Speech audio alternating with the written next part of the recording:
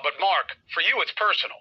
This was your brother, and just so everybody knows, Mark wasn't part of anything that his brother was doing in this regard. He's never been connected to it. There's never been a suggestion. It's not about that.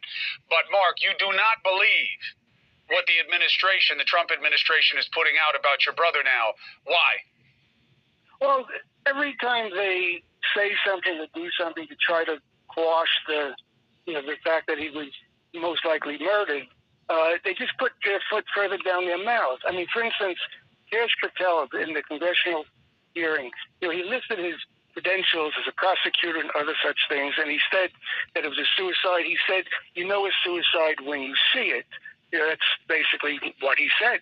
So the questions that popped into my mind was, first of all, number one, how many suicides has he seen? Number one. Two, is he a forensic pathologist? Does he have a medical degree? Does he have a certificate that he passed the CPR course? Does he have a Boy Scout merit badge for first aid? What is he basing his expertise on?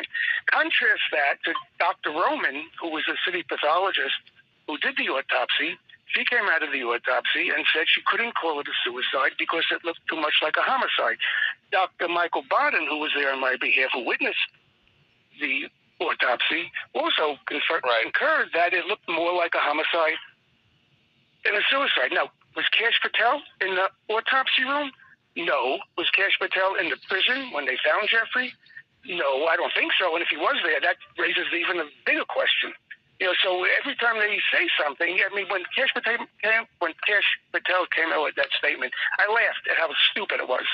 And then they just released this video. This you're going to like. After the death, a few days after the death, Bill Barr, the Attorney General, said he saw that video and he saw that nobody went in or out of the tier, and that convinced him it was a suicide.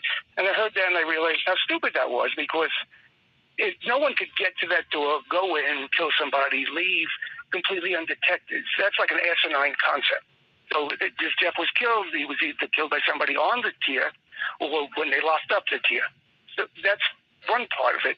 Now, I asked to get the footage from that same camera on the Freedom of Information Act from 10 o'clock the night before until noon the following morning. That would show who locked up the tier, who were the last people on that tier.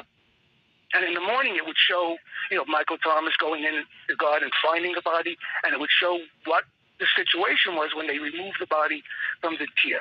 I was initially told I couldn't get that footage because it was still an open investigation. But then when the investigation was over, I asked for that footage again, okay?